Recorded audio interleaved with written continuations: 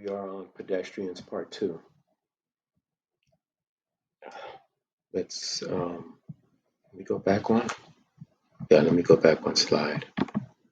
All right, the last line was, while those 10 U.S. Census tracts are home to less than 4% of the city's populations, they account for about 21% of pedestrian collisions, according to an analysis of the data.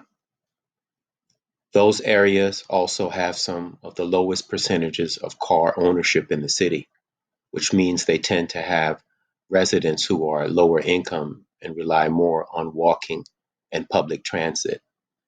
Areas of high racial diversity and poverty rates tend to be nearer to highways and have higher traffic density, which leads to greater exposure to collisions, as well as noise, pollution, and other environmental hazards. But not all neighborhoods affected by traffic and collisions are in the downtown corridors.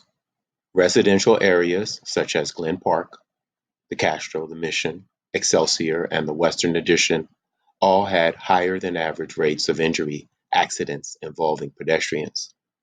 Some of those neighborhoods are close to freeway ramps and wide one-way streets that serve as commute zones where speeding is common.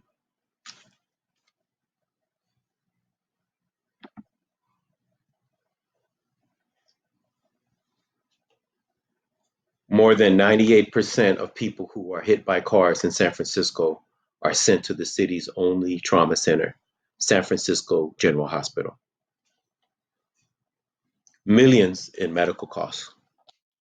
A study by the hospital's injury center found the cost of treating 3,619 injured pedestrians between 2004 and 2008 amounted to 171 million in 2008 dollars. Three-quarters of the medical costs were paid by public funds. John Alex Lowell landed in San Francisco General after he decided to take a jog during lunch on March 23, 2001. He got to the intersection of Mission and 14th Streets and was crossing at the signal when a driver heading north on Mission ran through the red light and struck Lowell. Lowell, now 40, suffered massive head trauma and remembers little from the year after the collision other than what friends and family members have since told him. After years of surgeries and physical therapy, Lowell has recovered remarkably well and has few side effects from the extensive injuries. I do have a passion to prevent it from happening to others, said Lowell, who graduated this year from the Pacific School of Religion and now serves as vice chairman of the city's Pedestrian Safety Advisory Committee. Last week, the committee approved a report on pedestrian safety that it intends to present to the Board of Supervisors next month with the hope that the city will come up with a plan to reduce the pedestrian death toll. We hope the city would take a stronger leadership position on this, said Dealin Chan, senior planner with the Chinatown Community Development Center. There's a pedestrian crisis going on. Pilot project Board of Supervisors President David Chu has pledged to take up the issue early next year by calling for a new study into how the city's agencies have been addressing the issue.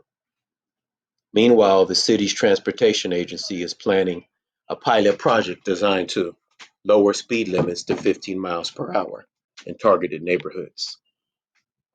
For Michael Bianco, such changes can't come soon enough.